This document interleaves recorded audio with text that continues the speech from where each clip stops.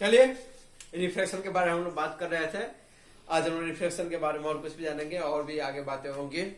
ठीक है, मन में डाउट तो नहीं आ रहा है कि सर आज जब का कोट बंदी कहाँ हो गया। अरे भाई गर्मी बढ़ गई है, ये भी नहीं बर्दाश्त हो रहा है। अब तो इतनी गर्मी हो रही है, एकदम पूरे पसीने से चेहरे भीग जा रहे हैं। और रिकॉर्डिंग करते समय आदमी फैन भी नहीं चला सकता है, तो गिर गिर की आवाज आने लगती है। बीच बीच में रिकॉर्डिंग स्टॉप करके आदमी ठंडा कर पसीना सुखा कर तब बना रहा है वीडियो। चलो ये सब तो वायरल ही है, आ जाओ अपने टाइम पर। ठीक है, बिना वक्त बर्बाद किए हुए अपने हम लोग टॉपिक पर आ जाते हैं। हमने कल बताया था प्रीसीडिंग लेक्चर में, लेक्चर नंबर 8 देखना। ठीक है, लेक्चर नंबर 8 में हमने रिफ्लेक्शन की बात की थी और रिफ्लेक्शन में हमने कहा था क्या कि अभी तो रिफ्लेक्शन की शुरुआत हुई है, इसके बारे में जानना तो अभी बता बाकी है। तो आओ जानते हैं हम लोग। वहां पर हमने पहले दो जो बातें बताई थी उसमें रिफ्लेक्शन में, उस चीज को ध्यान रखना। देखो रिफ्लेक्शन को मैंने उसी में बताया था, मैं भी अभी भी कुछ बता रहा हूं। देखो क्या होता है जब भी लाइट गिरती है किसी भी इंटरफेस पर, इसको हम लोग क्या बोलेंगे, इंटरफेस। क्या बोलेंगे बेटा इसको, इंटरफेस। तो अगर वो सेम मीडियम में बाउंस बैक हो जाए, क्या हो जाए, बाउंस बैक हो जाए सेम मीडियम में, तो उसको हम लोग बोलेंगे, एक मिनट मार्क कर लो। अगर वो बाउंस बैक हो जाए सेम मीडियम में तो इसको बोलेंगे हम लोग रिफ्लेक्शन। क्या बोलेंगे, रिफ्लेक्शन। लेकिन अगर ये बाउंस बैक नहीं हो, क्या हो कि ये दूसरे मीडियम में क्या कर जाए, क्रॉस कर जाए, तो इसको बोलेंगे रिफ्रैक्शन। तो बस इतना ही अंतर है रिफ्लेक्शन और रिफ्रैक्शन में। रिफ्लेक्शन में क्या होता है, इंटरफेस को क्रॉस करके दूसरे मीडियम में आती है। ये मीडियम 1 है, ये मीडियम 2 है, देख रहे हो, ये मीडियम 1, ये मीडियम 2। क्लियर। जबकि रिफ्लेक्शन में क्या होता है, सेम ही मीडियम में रहती है लाइट। क्या होती है, सेम मीडियम में रहती है, बाउंस बैक हो जाती है। और रिफ्लेक्शन में क्या होती है, मीडियम को क्रॉस करके दूसरे मीडियम में चली आती है। क्लियर। तो इंटरफेस को क्रॉस करके दूसरे मीडियम में आती है, ये कहे तो ज्यादा बेहतर होगा।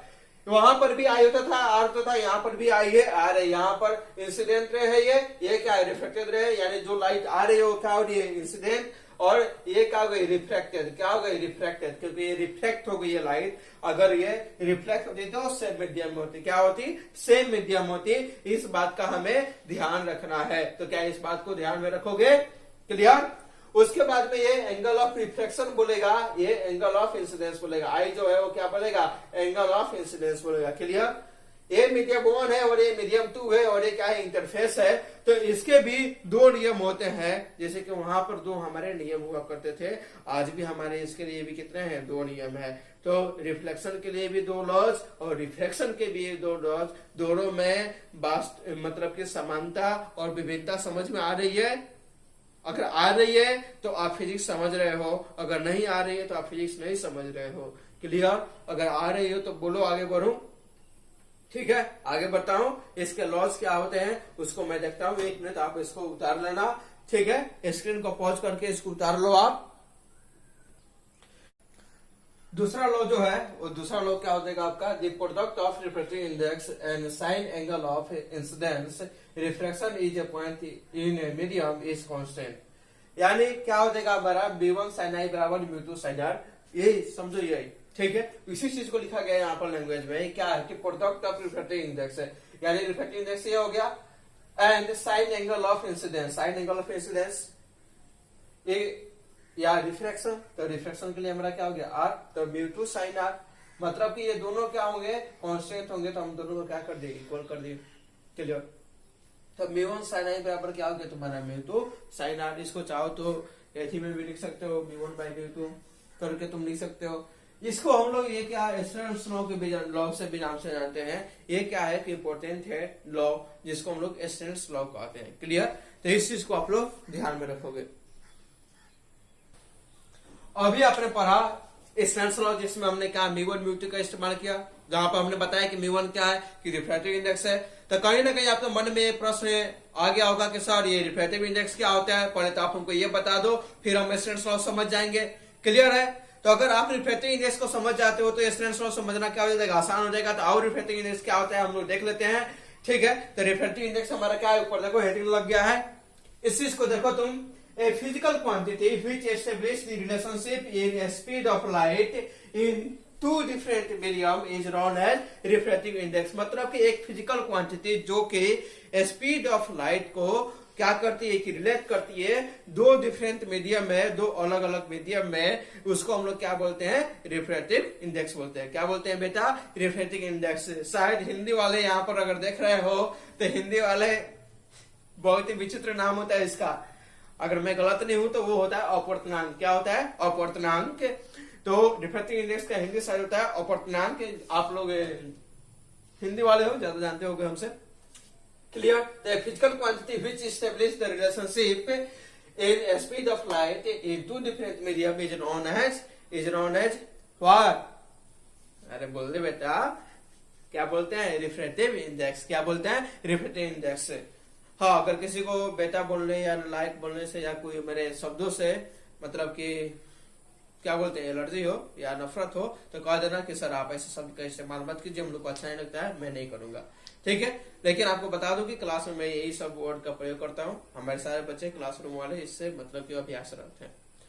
क्लियर? उसके बाद में रिफ्रैक्टिव इंडेक्स क्या करता है? ये डिनोट करता है ऑप्टिकल डेंसिटी ऑफ मीडियम, यानी ये मतलब कि मीडियम के ऑप्टिकल डेंसिटी को ये बताता है। उसके बाद इसको किसी से डिनोट करते हैं? म्यू से। किससे डिनोट करते हैं? म्यू से। इस चीज को आप याद रखना। अब तुम्हारे मन में एक सवाल और क्रिएट हो गया कि सर ये ऑप्टिकल डेंसिटी क्या होता है बेटा?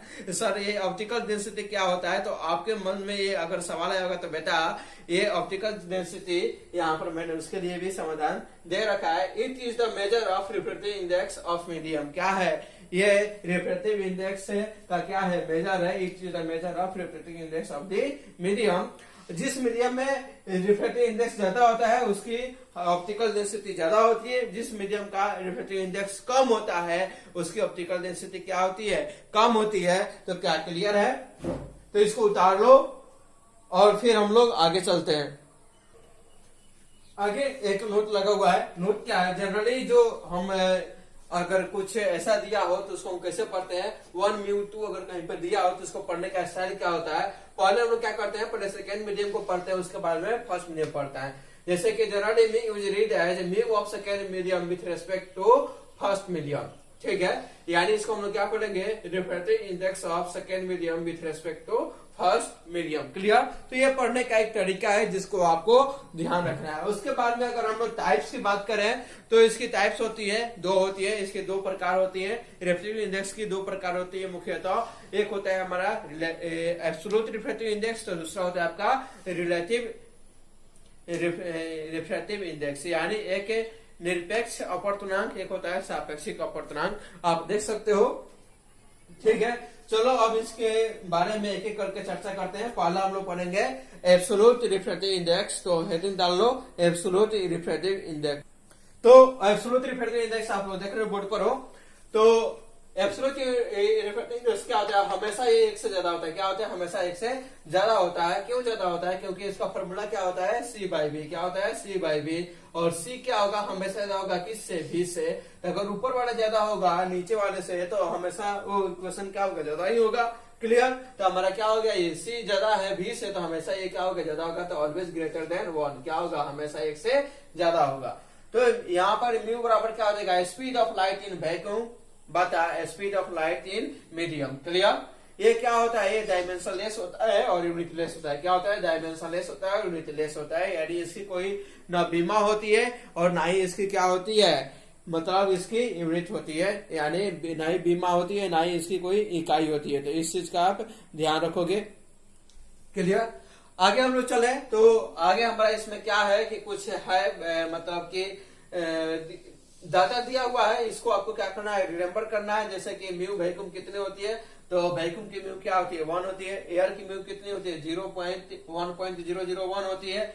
वाटर की कितनी होती है? तो वाटर की कितनी होती है आपका? ये हमारी 4/3 होती है। और ग्लास का कितना होता है? तो ग्लास का 3/2 होता है। तो इसका आप लोग ध्यान रखोगे। आप इसको नोट कर लो बोर्ड पर से।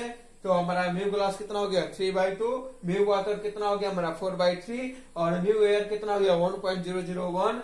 और म्यू वैक्यूम कितना हो गया? 1। तो क्या ये चीज आपको याद रहेगी? अगर आपको याद रहेगी तो चलिए आप दूसरा रिफ्रैक्टिव इंडेक्स पढ़ लेते हैं, जो कि क्या था हमारा? Refractive index. तो चलिए हम लोग हेडिंग डालते हैं रिफ्रैक्टिव इंडेक्स। चलिए तो अगला का जो टॉपिक है वो क्या है? Relative refractive index. तो रिलेटिव रिफ्रैक्टिव इंडेक्स हम लोग देखते हैं। जैसे कि हमारा एब्सोल्यूट था वो क्या था? हमेशा एक से ज्यादा होता था। ये क्या हो सकता है? एक से ज्यादा भी हो सकता है और एक से कम भी हो सकता है। तो एक से ज्यादा भी हो सकता है और एक से कम भी हो सकता है। इट विल बी ग्रेटर और लेस देन 1। तो कब हमारा ज्यादा होगा, जब हमारा म्यू जी डब्ल्यू निकालेंगे तो हमारा क्या होगा, ये 9.8 आएगा, सॉरी 9/8 आएगा, जो कि क्या होगा 1 से ज्यादा होगा। और म्यू डब्ल्यू जी निकालेंगे तो ये 8/9 होगा, जो कि क्या होगा 1 से कम होगा। क्या होगा, 1 से कम होगा, लेस देन 1 होगा। क्लियर? तो आप इस बात को आशा करते हैं कि समझ गए होंगे। तो चलिए, आज हमने जितना भी पढ़ाया आपको समझ में आ गया, जो कि हम ऐसा आशा करते हैं। फिर आपको मिलेंगे हम लोग अगले वीडियो लेक्चर में मिलेंगे। तो अगला वीडियो लेक्चर जो होगा हमारा, वो होगा लेटरल शिफ्ट पर आधारित, ठीक है, और क्रिटिकल एंगल पर। तो लेटरल शिफ्ट और क्रिटिकल एंगल बहुत ही इंपॉर्टेंट है, इसके लिए आप लोग अगला वीडियो लेक्चर जरूर देखें। चलिए, आज के लिए इतना ही। आपको बहुत बहुत धन्यवाद।